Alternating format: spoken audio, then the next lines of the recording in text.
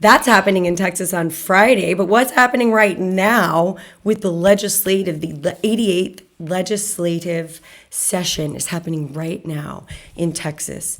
And we've got a Texas marijuana decriminalization bill unanimously approved by the House committee. All right, so this is exciting. This story comes from Marijuana Moment by Tom Engel. The Texas House Criminal Jurisprudence Committee has voted unanimously to approve Bill 2018 to decriminalize the possession of cannabis. The legislation is sponsored by Republican Representative Joe Moody, and it would mean individuals caught with low-level possession of cannabis would not risk arrest or jail time and can eventually erase cannabis-related issues from their criminal records. Hallelujah.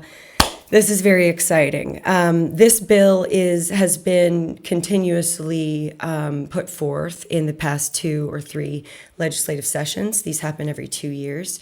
Joe Moody has been a constant champion of decriminalization. He's a former prosecutor from Brownsville, from South Texas. So he's got a really great story, and he's got a lot of support in the House, and it's a lot of respect by both right and left. But the Senate is where the fight is going to be, you guys. It's going to be really, really hard getting this bill to pass in the Senate. So let me back up, okay? So House Bill 218 would reduce penalties for the possession of cannabis and cannabis concentrates. Marijuana possession of up to 2 ounces is a Class B misdemeanor under state law.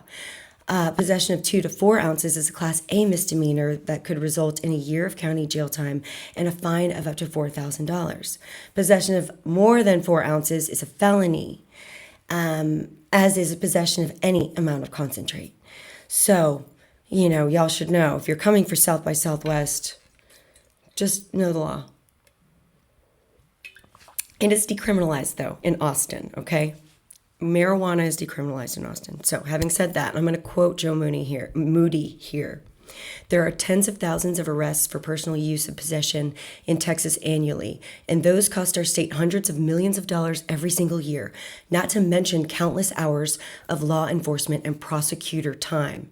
They also tag people, mostly young people with criminal records, that create lifelong obstacles to jobs, education, housing, and other opportunities.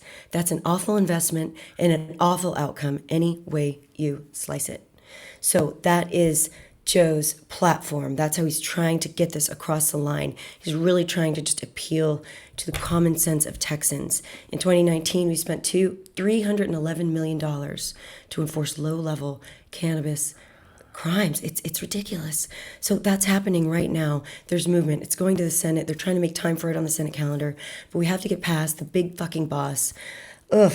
Big boss, Dan Patrick. He's the second most powerful man in the state. He's the lieutenant governor. And he is the bill killer. He hates cannabis bills. He hates cannabis. I think it's pretty obvious. You just follow the money. He's being paid by Big Pharma.